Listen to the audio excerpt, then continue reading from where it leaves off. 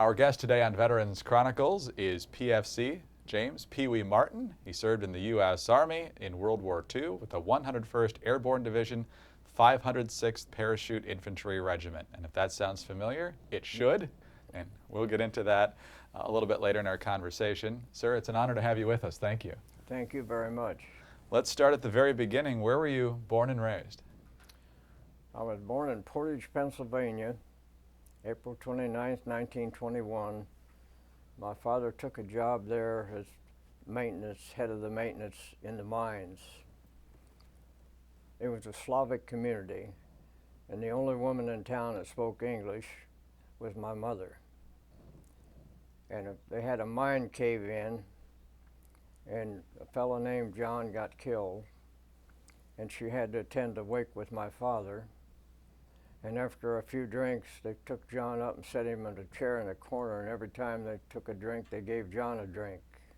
And my mother said to my dad, "We are not staying here among these heathens. We're going back to Indiana." So we were in Indiana until I was about 10. And my dad worked for United Aircraft Company. When they moved to Dayton, we were one of the people that moved, and that was May 1931. And we've lived in the Dayton region ever since. And so you were 20 years old when the Japanese attacked Pearl Harbor. What do you remember about that day, and is that what inspired you to join the service? Not at all. A little background on it. I grew up listening to veterans of World War I and what they went through over there in the trenches. And more people died from disease than did from combat. And our country became very isolated. They didn't want anything to do with war anymore. And I was the same way. And then when Pearl Harbor, I was working in the defense industry, and Pearl Harbor came along, and that didn't touch me at all. And none of our people around me who had grown up like I did, we thought, the hell with those people over there. We got a notion they can't bother us. We felt the same way on the other side. We're not going to get involved in anything over there. We're not going to pull our chestnuts out of the fire again. And that was pretty generally the way that people felt. And I worked in this defense industry, and we were starting to make some war material. We had the tool end, which I was in, and we had manufacturing end, about 350 people. Nothing bothered me about it until they started drafting men up to age 55 with 3 kids. And here I am, a young man with no family to worry about, and that started getting me.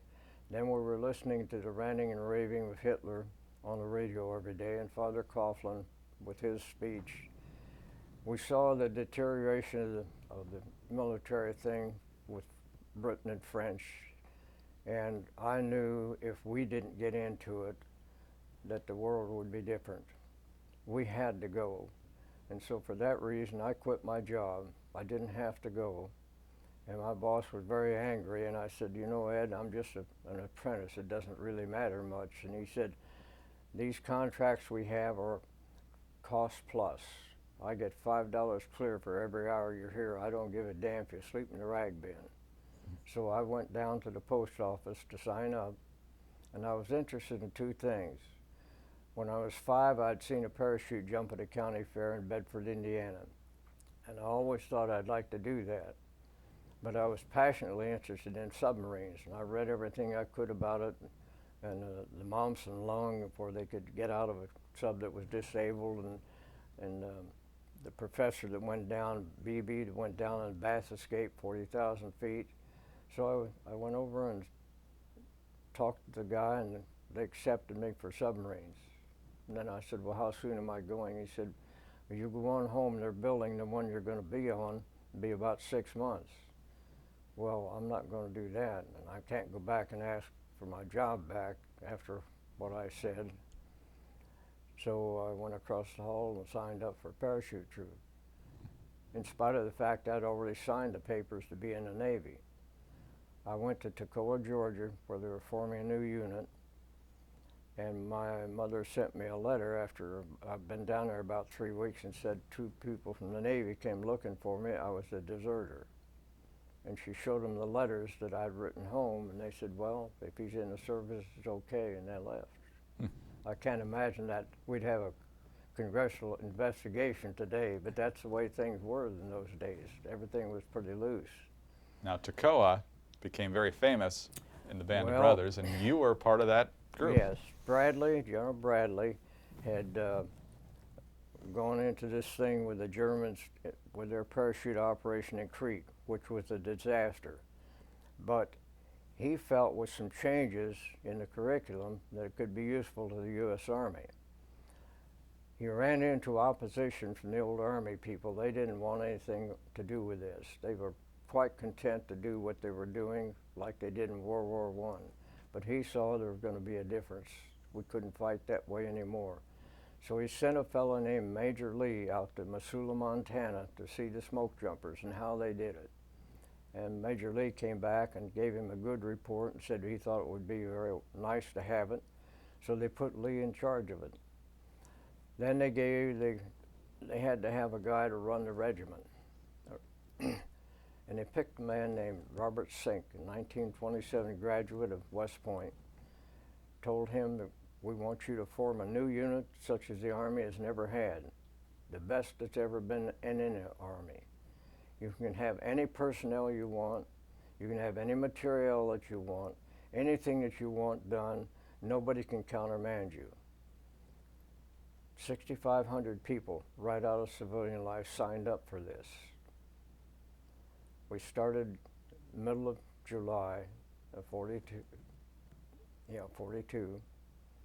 to the 1st of December. He had what he called an airborne basic. Prior to this, anybody that went into parachute went directly to Fort Benning for 4 weeks. 4 weeks and you were a paratrooper. Then they sent 6 or 7 to one regiment and 8 or 10 to another regiment. But Colonel Sink had another idea. He thought that wasn't good. He wanted people that would start in and have this airborne basic training that he thought of. They would do that, and then they'd go to another place and do further training, then go overseas and go to combat. His idea was he wanted people that started together, worked together, went to combat together, and you would have a cohesive unit, and you knew by the time the attrition had been finished and you got rid of guys that he didn't think would work, that every man you had there would stay with you. Now, from July until December 1st, that 6,500 people went to 1,650 people. That's how rugged it was. Wow. The discipline was terrible. They taunted you all the time about your manhood and the physical things and the lack of food. People got to complaining, and so we had a formation, and he said, here you guys are not happy, and there was a big yeah. You don't like the food, yeah. You think I'm too hard on you, on the discipline, yeah.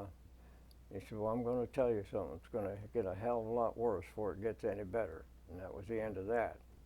But then we had another session. One of the guys sent a letter home to his mother how bad things were, and she went to her congressman. And the congressman came to Colonel Sink, and he didn't tell us what went on, but he said, I will tell you this. The next guy has a congressman coming to talk to me. It's going to wish he was never born. And that was the end of it. That's setting it straight. We hated this man with everything that was in us while we were in this training. But when we got to combat, we saw why he did this. He wasn't a coddlist. He was to make men out of boys. And we loved that man. He was the only commander at that level in World War II that stayed with his men all the way through. He had 2 offers to get out of our unit and be a general, and he turned them down. That's how passionate he was about us. And he took care of us and made us famous. And earned your respect eventually. Yes, we did, and we still do. Well, you were ultimately sent to England in preparation for the Normandy invasion, and then June 6, 1944 comes. You're one of the first people to jump, right? Yes. Where were you supposed to land and where did you land? I was supposed to land right where I did in drop zone D, near Saint-Côme-du-Mont, right behind Utah Beach. We had 3 jump zones. Jump zone D in the history books is called a slaughterhouse. Intelligence didn't tell us rightly what was down there. There were 2 divisions of SS and 2 divisions of Panzer Grenadiers, and we jumped right on top of them. My Colonel Wolverton, he was killed. My company commander was killed. And for 3 days, we only had 1 officer that showed up. What did you do? We did what we were trained to do. We were trained to work as a unit, or if the unit got broken up for some reason, we were trained to act individually. If an officer wasn't there or an NCO wasn't there, somebody else stepped in. Nobody appointed anybody, they just automatically did. Privates stepped in. The minute they stepped in and said, I'm in command, you followed them. That's the way we were trained, and it worked out very well. We had to follow through and get the 2 objectives that were given to us. There were 2 bridges across the Douve River that the Germans had put up shortly before the invasion. They were to funnel troops down to the beach to reinforce the beach forces. One was a vehicle bridge and one was a pedestrian bridge. If you denied the Germans access to that, then the beach forces were cut off from any reinforcements. That was our primary mission, and we did achieve that the first day. And from there, breakout was expected to take less time than it actually did. Well, the reason for that was they had a lot more German forces there than they thought they had. We were supposed to be there 3 days only in Normandy. General Taylor told us, give me 3 days of hard fighting and you're out. Because we're shock troops. We're not supposed to stay in for those menial things. We're supposed to go into tough things and stabilize them, and then the other troops come in, but that didn't work. They didn't have anybody else to put in there for that, so we stayed for 33 days. And then at 33 days, my battalion, we jumped 535 men. We lost 75 wounded and captured, and we lost 93 killed out of the 535. And at the end of 535, we were pulled out. And where were you at that time? We were in Normandy, just every place we were needed to be. And then they got some more fortresses in, they pulled us out and put them in. But it still took them a long time after that to break out. It just didn't happen the way they thought it would. It's very difficult, very difficult. Your next participation was in Operation Market Garden, is that correct? And what was your objective there? The objective there, this was an idea thought up by General Montgomery. We were to jump near a little town called Son, S-O-N. Within a day or so, Montgomery was supposed to shove his troops up a road that was 60 miles long going up to the Rhine River. The 82nd had the 30 acres or 30 miles up at the river. We had the 30 miles from Eindhoven up to the 82nd. We were supposed to keep a little 2-lane road open, 1.5 miles on each side. The Germans would hit us every place they could, and we had to run back and forth and repulse them. As a result of that, every time they hit us, the convoys that were going up stopped. And to get a convoy going, it would take you an hour or so. Well, that didn't help. But here we're trying to shove 10-foot wide tanks and trucks up that road while tanks and trucks are coming back with wounded and dead. And they take supplies up and come back empty. So it really became chaotic. There was a bridge that we had to take, I think it was over the Wall River. That was key. The British had a group of commandos that were supposed to come in and take the bridge. Unlike Normandy, where they dropped the gliders almost on top of the Pegasus Bridge and took it easily, they dropped these guys 6 miles from the bridge. Well, the Germans are not stupid. They immediately reinforced the people at the bridge, and they couldn't take the bridge. Everybody on the ground knew at that point the operation was done. We were supposed to cross there and get into Ardennes, where the British had dropped 10,000 Polish and British Airborne, and they were to be relieved within the first 2 or 3 days. Not taking the bridge, that didn't happen. The Germans had started their armor down toward the Siegfried line. They brought them back, and they had almost unlimited artillery on the high ground across the river. There's nothing that we could do to help the people in Arnhem. As a result of that, they lost 8,000 dead and wounded and captured. The operation was a failure at that point, period. And the worst part was they took all the supplies from Patton to use for this operation, and Patton was stopped, and he'd been going 20, 25, 30 miles a day. And that was the way it was. I have always maintained, and even General Taylor, I saw in the writings in the book Do or Die by a friend of mine in the 82nd, there was no tactical air support to speak of. If we had had tactical air support, they could have obliterated those Germans around that bridge, and it would have been successful. I never have understood that, and I've talked to every military person, British and American, including General Kennard, and asked why that didn't happen. Nobody can give me an answer on it. I do know why. I just found out why they dropped them so far from the bridge. British airmen were afraid because there was so much flak. They said they didn't want to risk having a plane lost. So for worrying about a plane loss, we lost a war. The war would have been over at that point in Christmas, no doubt about it. Now, the worst part is they did something that never should have been done.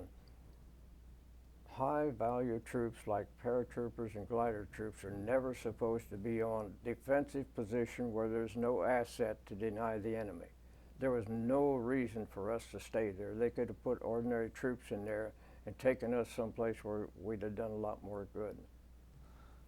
Well, the unit was about 70 days up there in Holland, and we came back to Morvelon, France, and guys started going to Paris, and we were turned in all of our crew-served weapons, most all of the rifles, all of our excess clothing. We were going to go to the States and get a furlough and then go to Guam to get ready to jump on Japan. And about 4 o'clock in the morning, and Sergeant came in, turned on the lights, said, "Get up, get up. There's been a breakthrough, you're going." And I said, "Oh, you're full of shit. We don't have any winter clothes. We don't have any rifles. Our crew-served weapons are turned in." But I was wrong. Pretty soon here came semi-trailers with 4-foot sides and no tops on. We loaded up, standing up, not enough room to sit down. They just put us in like cattle. It was a kind of a drizzly rain. We went about 109 miles in that rain with lights on at night. And I knew then that this really was serious. We didn't know what it was. Nobody had any maps of the area, wherever it was. We dumped us off in a muddy field. We started walking, and I saw a little sign that said Bastogne. That's how ignorant we were. We didn't even know how to pronounce the name, didn't know what country it was. They put us in a roughly 20-mile circumference circle around the town of Bastogne. The objective was to stop the Germans from getting to Antwerp, where all of the supply dump was for us. And they were going to use those supplies then to go ahead and invade England. If they had been able to take England, we could not have done anything. We wouldn't have had a base to operate from. So we had to stay there. Now you've heard that Patton rescued us, and that's not true. We did not need rescue. But what he did do was one of the best military moves that was ever made in the Army. He turned the whole Army 90 degrees and rushed them in 200 miles to break through and break the siege. What that did was allow us to take dead and wounded out and bring supplies in. The first 10 days, the weather socked in. They couldn't give resupply to us. When we left, a lot of guys didn't have rifles. If you got 3 boxes of K rations, you were very lucky. One officer from another unit found some ammunition, and as you went by, you picked up whatever was there. But when we went in, here's guys coming back, and they were all disoriented, and some of them crying.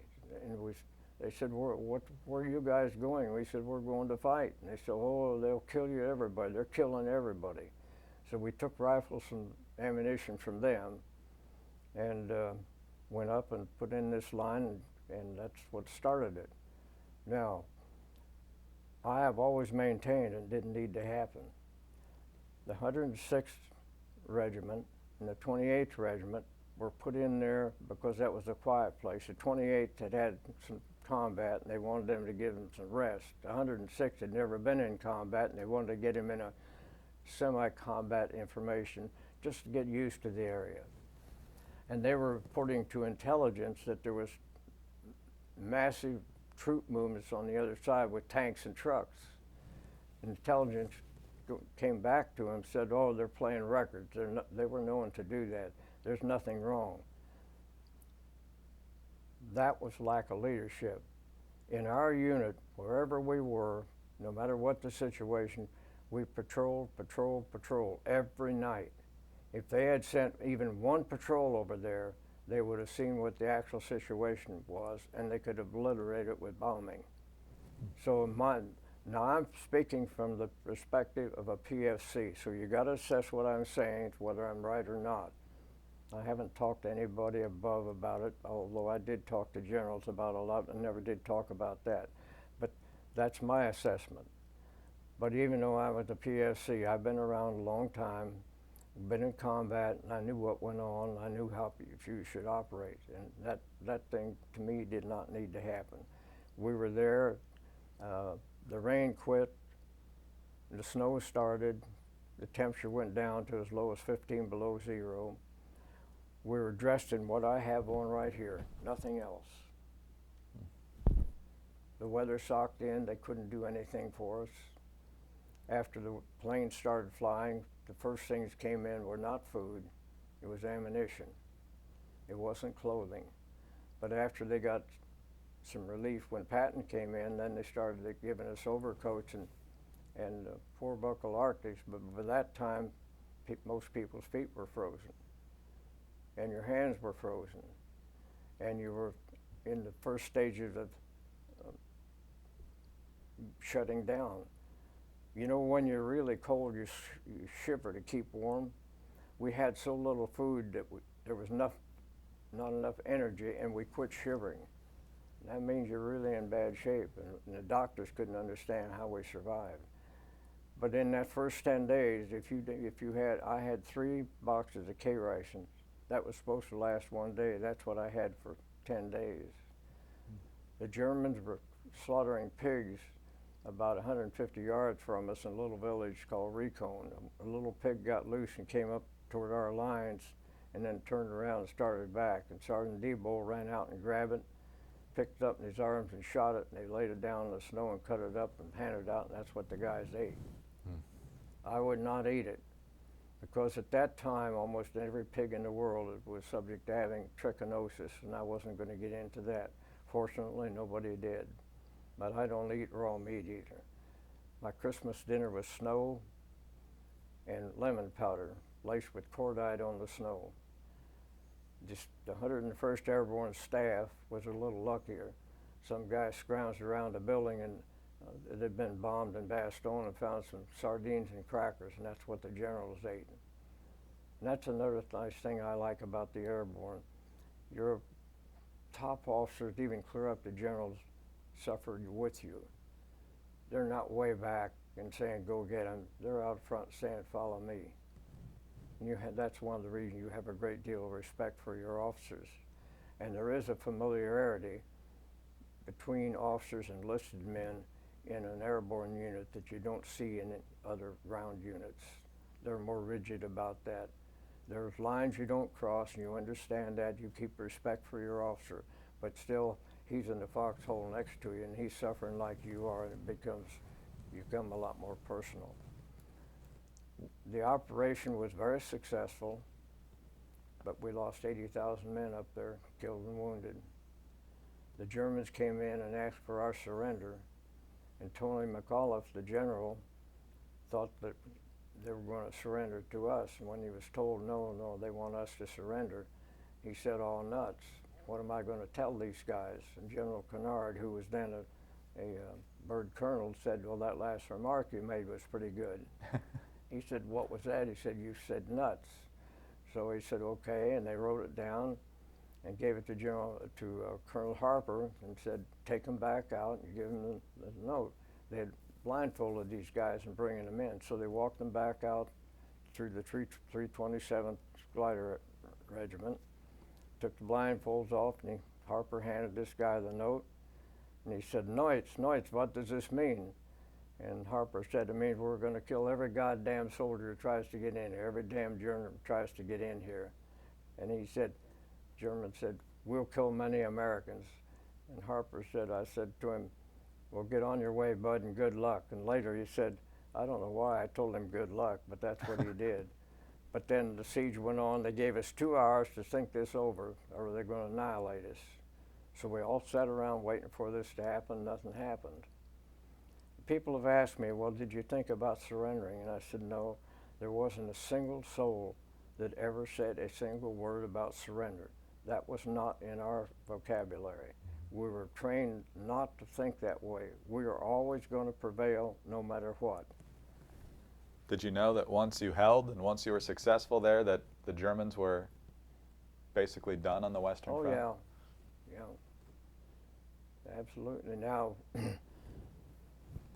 we then, the next operation was going to Berchtesgaden. Yes. It was widely felt in the higher echelons that all the top Germans were going to hole up in Berchtesgaden. They had built fortresses underground with food, generators, everything to live, and they thought they were going to have a final push there, that we were going to really have a fight. We entrucked at Munich, got on ducks, you know, the rubber-tired vehicle will go on land or water, and drove up to Berchtesgaden.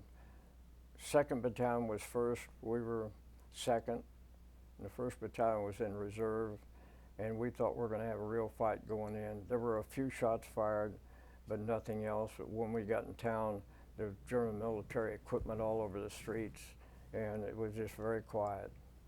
But it was a wonderful time for us. We stayed there a couple of weeks maybe, and the war got over, and we just ran around the scrounge and picked up a little loot and stuff and had a hell of a time. Did you get to drink the wine?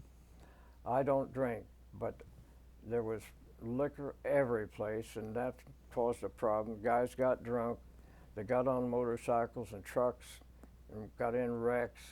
One guy, a couple guys even got in a spotter airplane. They got them off the ground. They couldn't land them, so they crash landed them. So they put out an order that any time you captured a motorcycle or a vehicle, you had to shoot through the engine so you couldn't operate anymore. Because Colonel said, I don't want to have to send a letter at home to your mother after the war was over and saying you got killed because you got drunk. So that's the way it worked. Looking out for you again. Just a couple minutes left here, sir. You made headlines earlier this year at the 70th anniversary of D-Day by once again, 70 years after the fact, parachuting basically to the exact same spot you did in 1944. How did you decide you wanted to do that again? Well, several people suggested it might be a good idea, and I thought it was all right too, because people have the idea just because you get old you can't do anything. And there's 2 elements to it. One, yeah, it's a little ego on my part to say, you know, hell yes, I can do it. And the other is to show people that just because you get old doesn't mean you have to sit around and die. Now that jump came out, happened. It was talked about. A couple of people said they could get it done. They didn't do it.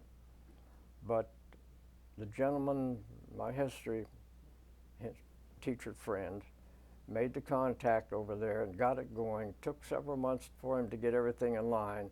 And I jumped not with an American group, but with a French group.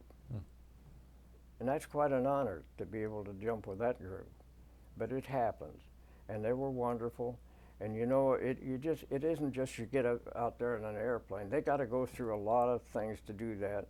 Also, they got to rent a C-46, and that's not cheap. They got to get everything in line. There's a lot to it, a lot more. All you seeing me jump is just nothing. That may be the climax, but it's really nothing to what goes into all of that.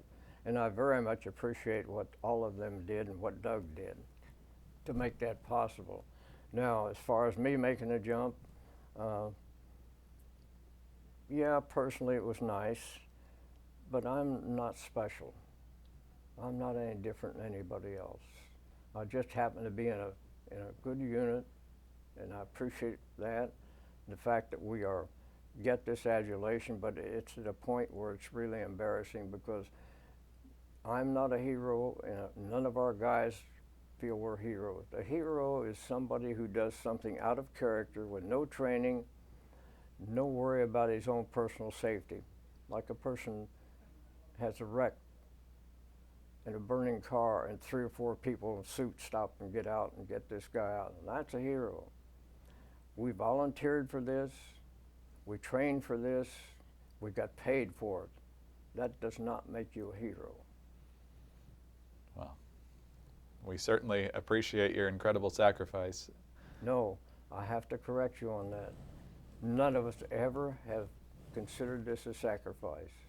And I tell people, and I really mean this, I consider it an honor and a privilege to have been part of history. I've gained far more by going into this unit and doing what we did than I ever would of anything else. And it's more satisfaction to me than if I got rich. Oh. And when you live in a country like this, it's your obligation to go when you're called. So you can't say it's a sacrifice. And remember, we didn't go over there to pull the French and British out. We went over there with Australia, Canada, Russia, Poland, all of these allies together with the French and the British to get rid of a tyrant in the world. The world would have been a different place had this not happened. Very much so, very much so. And we thank you, sir, for your service. We thank you for being with us today. Well, thank you for the privilege of talking. Absolutely. We've been speaking with PFC James Pee Wee Martin, veteran of the famed 101st Airborne Division and veteran of World War II. I'm Greg Corumbus. This has been Veterans Chronicles.